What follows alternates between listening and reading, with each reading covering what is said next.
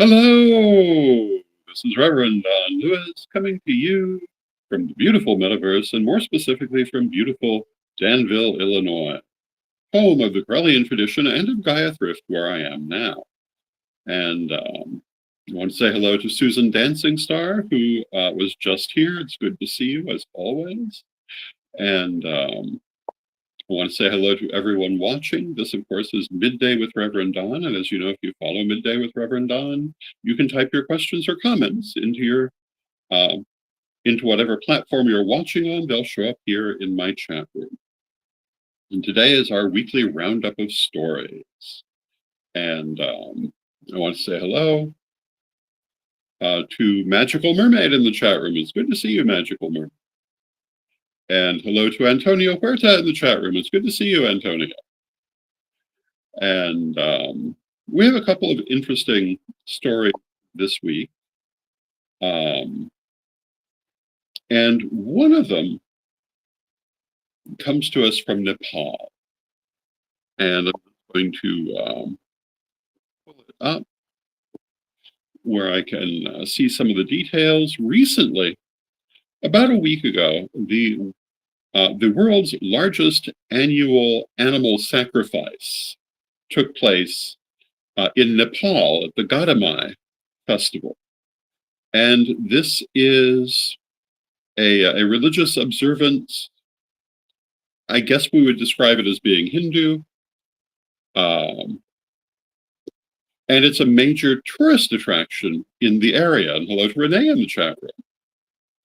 And of course, it also is the subject of considerable attention from animal rights activists who object to its existence. It is dedicated to the goddess Gadamai and is a relatively modern phenomenon in its current form, although it has been going on in a lesser form, presumably from time immemorial. And yeah, I bring it up partly because I thought it was an interesting story. I'm certainly aware of it from many years in the past. It's been a long, ongoing thing.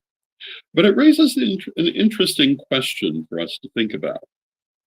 And that is, to what extent do other cultures need to accommodate Western considerations? And is this really a particularly good thing? A lot of Western people are very upset that this is happening, despite coming from cultures where animals are dying every day.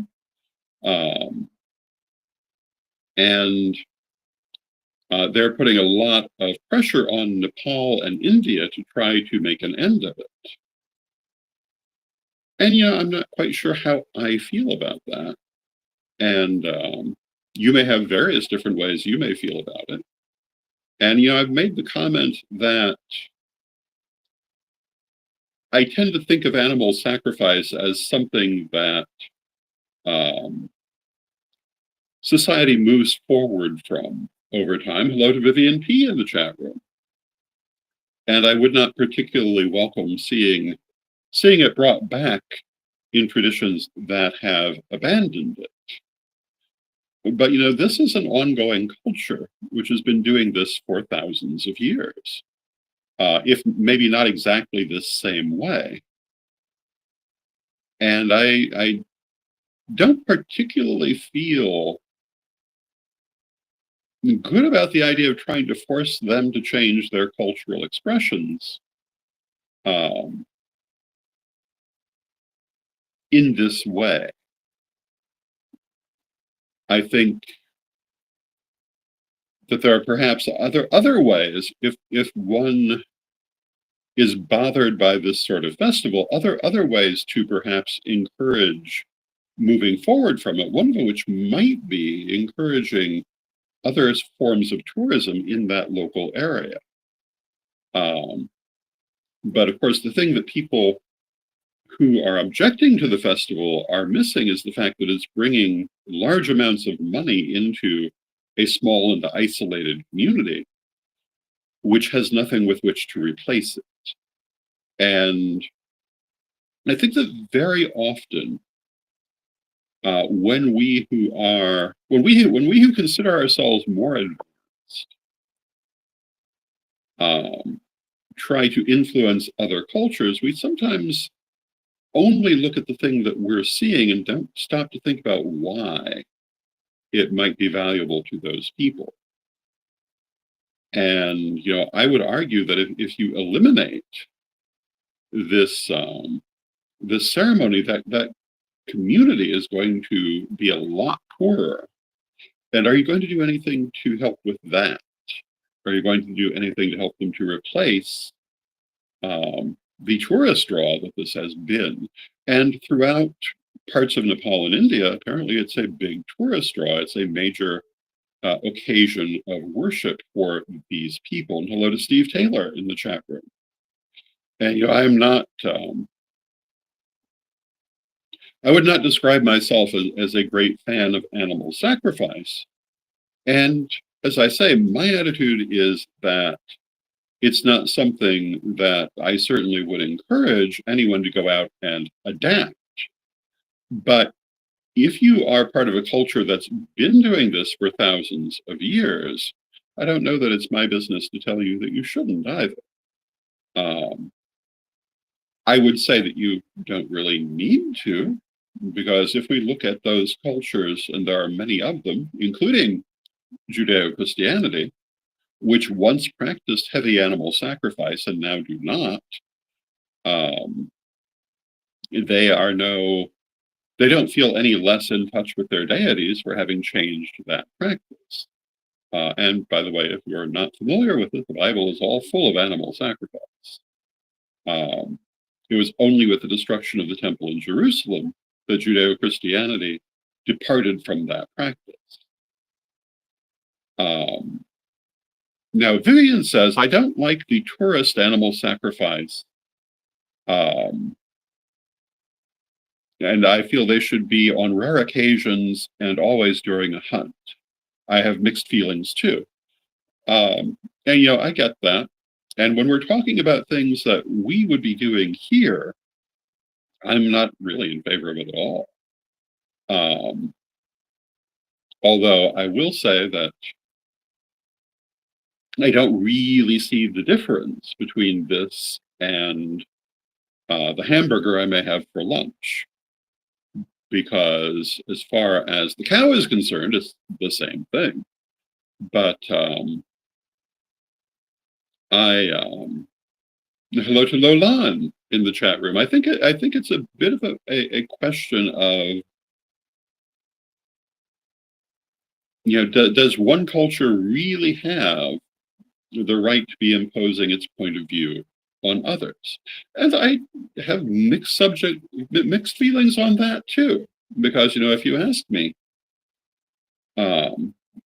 does Western culture have a right to be championing LGBTQ rights around the world? I would say yes. So I guess I do believe that we have some reason to be pushing our beliefs on other people, because I perceive that as being a relatively universal condition that requires basic rights. So I guess in the end, I'd have to say my feelings on this are very mixed. I don't know that I have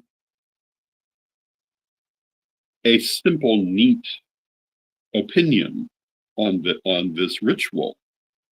But I think for myself, what I would say is I would love to see that community find a way to change this ritual into something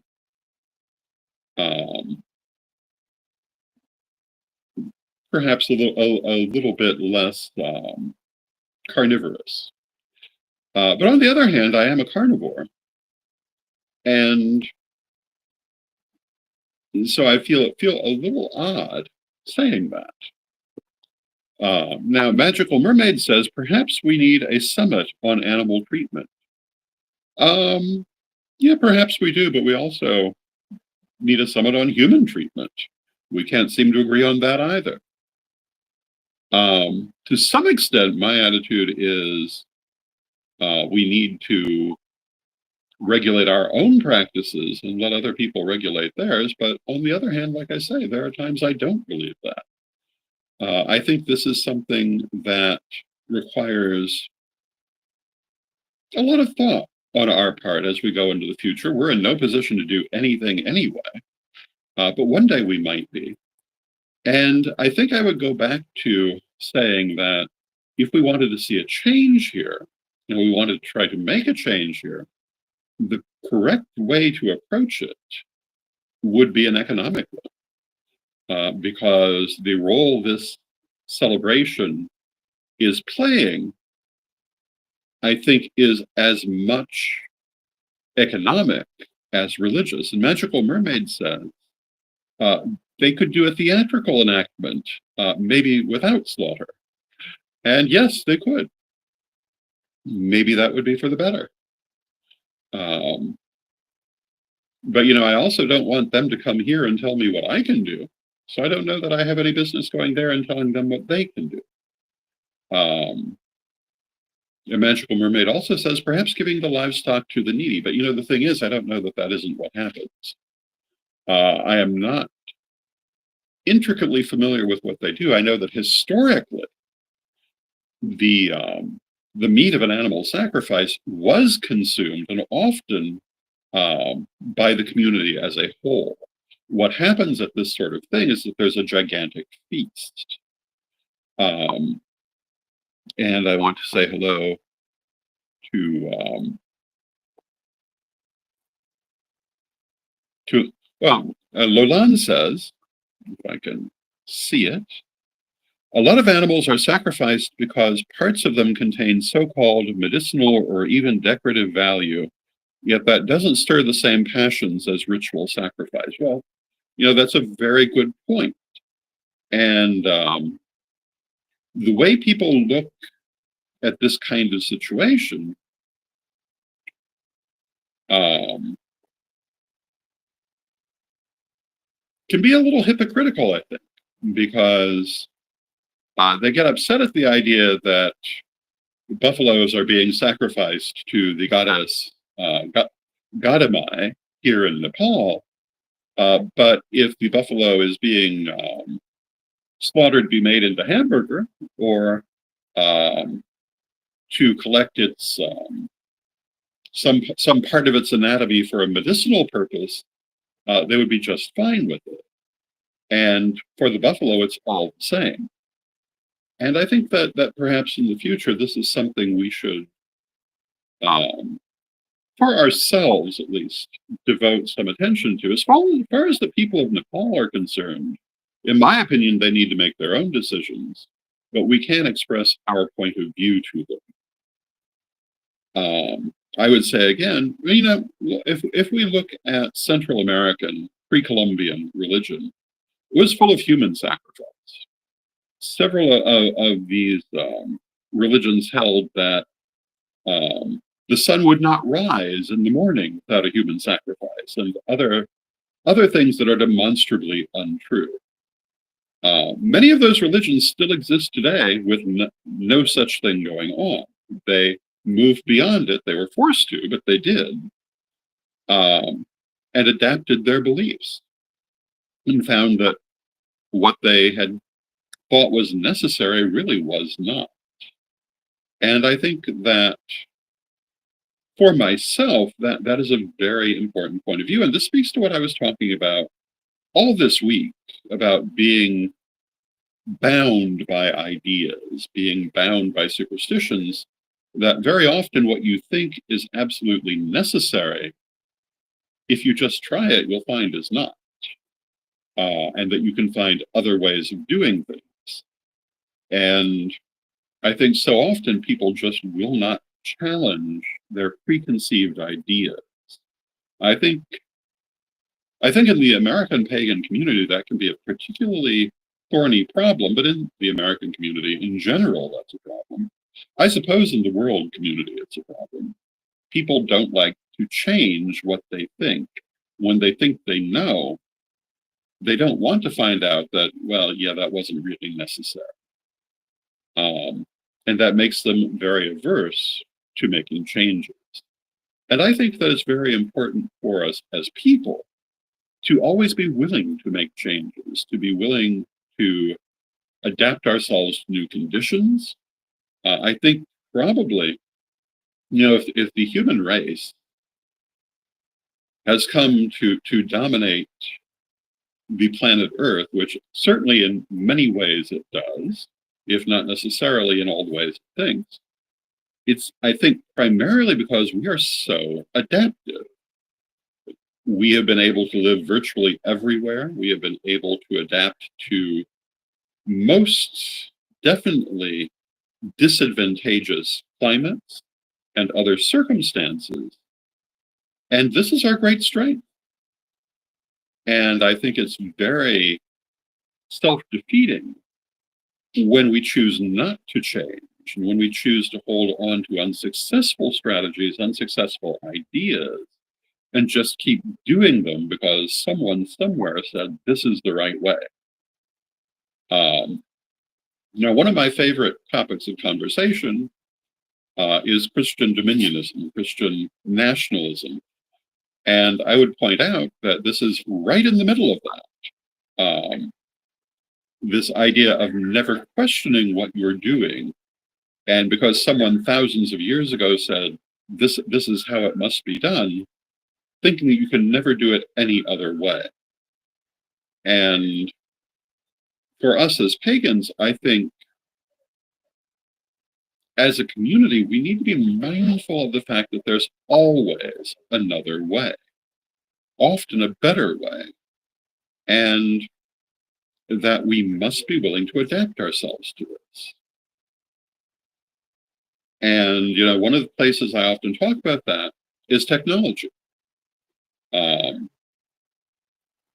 And how we have used, how I and people that I'm associated with, like Ed the Pagan, have used technology to radically change some of our particular activities, like how we teach, how we meet with other people.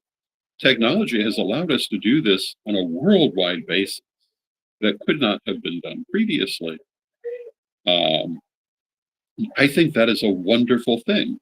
But I've also seen people who wanted to avoid this at all costs and not changed how they did things.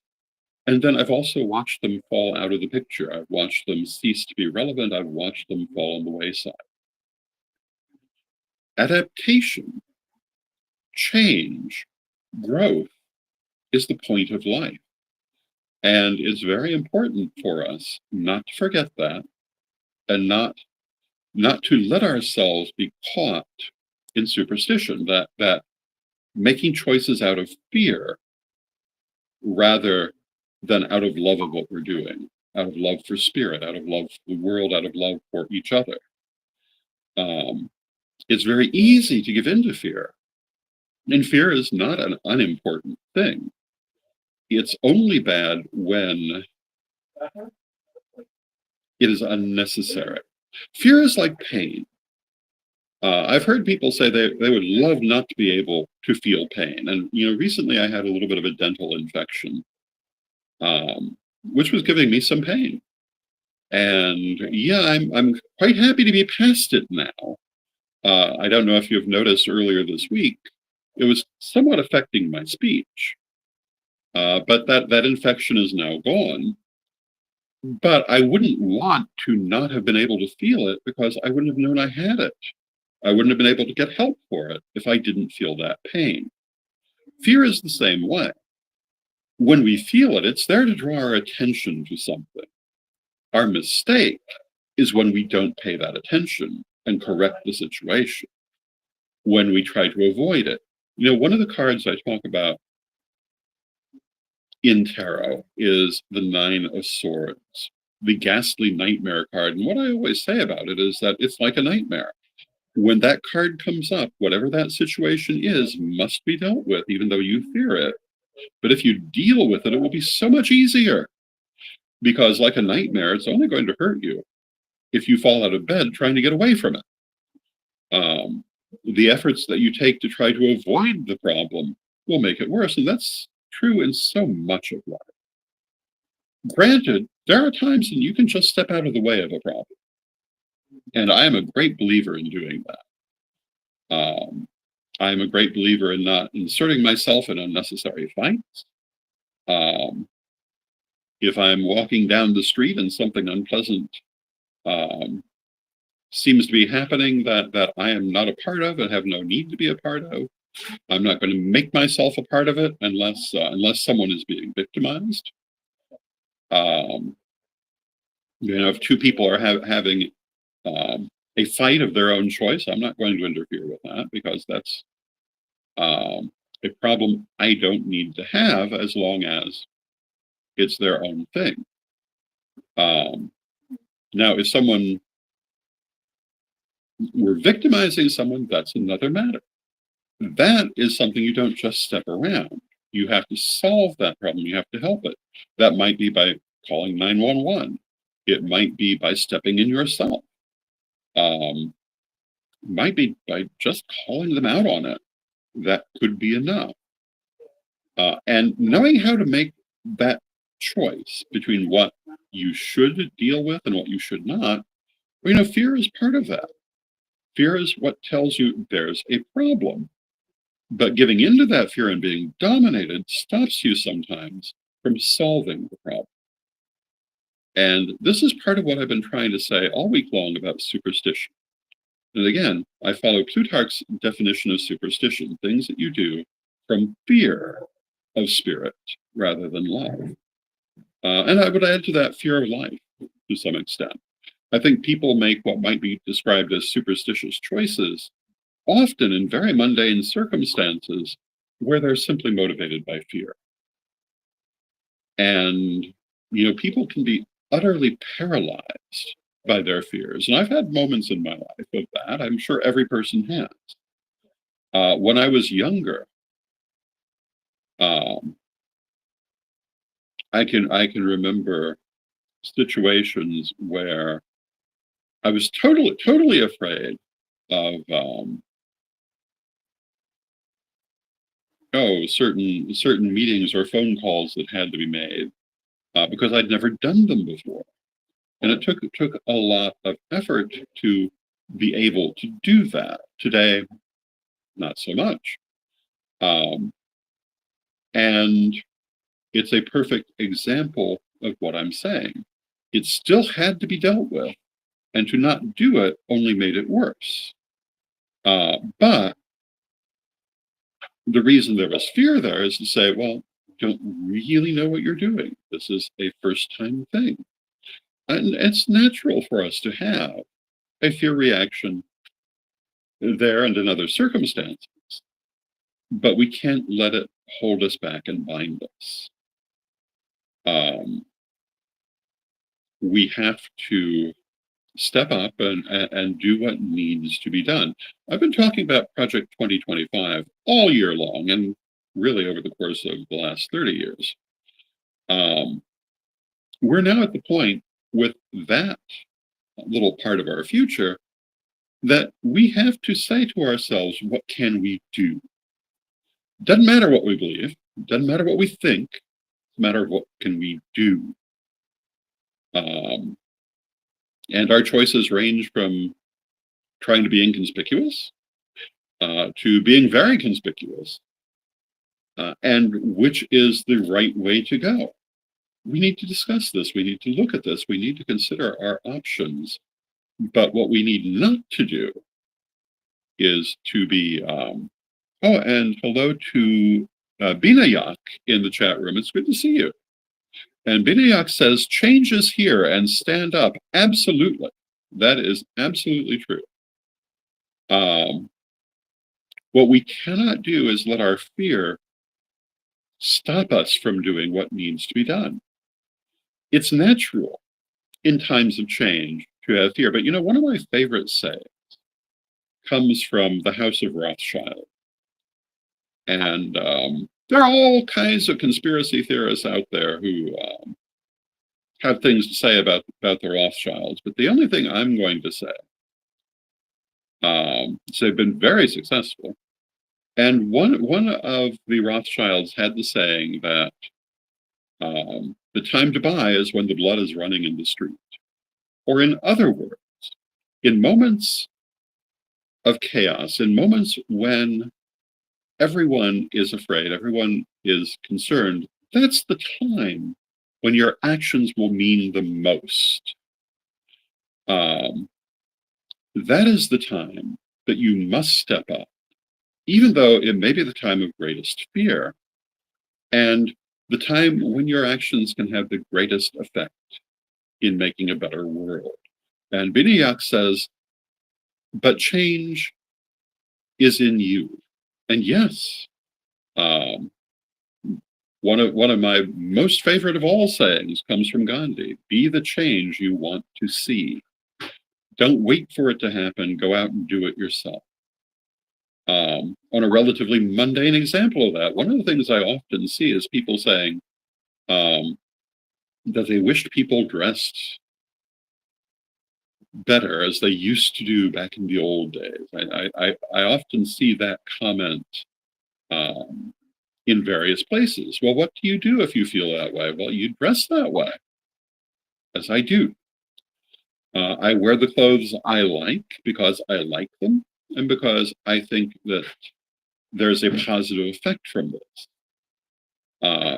Doesn't mean anyone else needs to, but I do it. I am, in the world of fashion, myself the change that I like to see.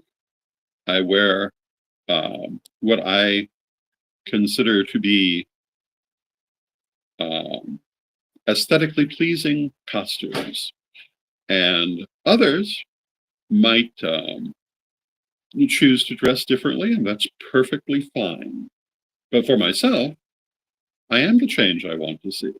And I hope that I do that in other parts of my life as well. And I hope that you do too. So going back to our story for this week, the world's largest animal sacrifice in Nepal, however you feel about that, whatever your opinions about that are, live them. Bring your opinions into your life and into your world. Um, I don't imagine anyone who's watching this will be jetting off to Nepal. Um, but, however you feel, do not feel it passively, but actively in your life. You will feel better for doing that, and you're much more likely to actually make a change in the world. Sitting back looking out the window doesn't change much of anything. Um, and Ladon says, I'd like to wear a top hat. And you can find them on Amazon. You can find them at mensemporium.com. I believe it is, or is it Historic Emporium? But there are lots of places you can find top hats. They're not expensive, and you can buy them. There are people who wear them every day. And my advice to you is if you want to wear a top hat, go get one. I have one. I don't wear it too often, but every now and then you'll see me wearing it. And, it doesn't seem like a big thing, but it does introduce a certain energy into your interactions. You see it very often in people who are part of the steampunk movement, for example. You find it very heavily in metaphysical circles. If you ever go to Salem, Massachusetts, you'll see lots of top hats. But that's not the only place. And, just because it's not what everybody else is doing is no reason you should not. And that's true of everything that you believe and everything that I believe. It doesn't matter who else believes it. We need to live what we feel, what we think. Um, and that is my message to you today. And I hope that you've enjoyed the program, and let us now take a moment for a message from our sponsors. Why? Because we love our sponsors. And why are my videos not coming up? Oh, I guess we have a bit of a slow connection with that. Let me try that again.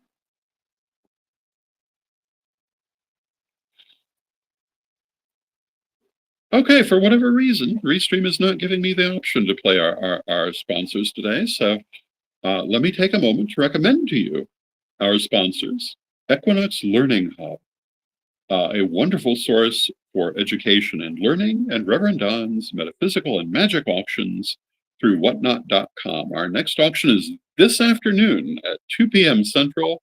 Please join us for that. We're going to have some wonderful things, and I hope that I'll see you there. And with that, I want to thank you.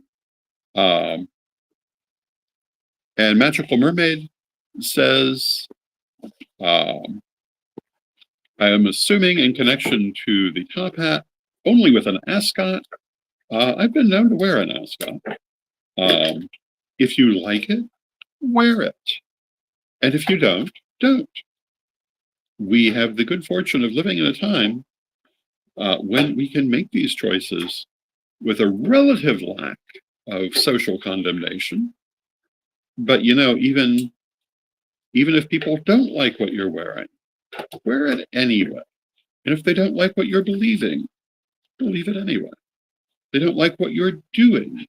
That's not a reason to stop in and of itself. And be true to yourself, be true to your beliefs.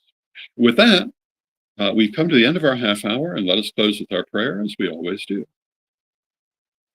And Binayak says, we are what we are. Absolutely. Words to live by. As Popeye would say, I am what I am.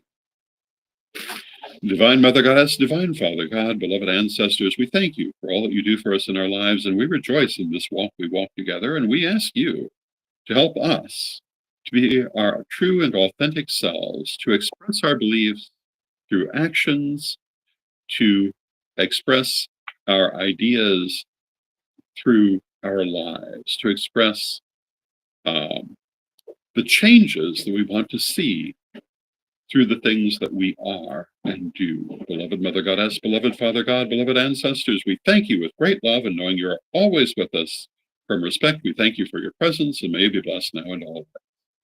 May you be blessed now and always also, and I will see you perhaps today at the auction at 2 or otherwise on Monday. Until then,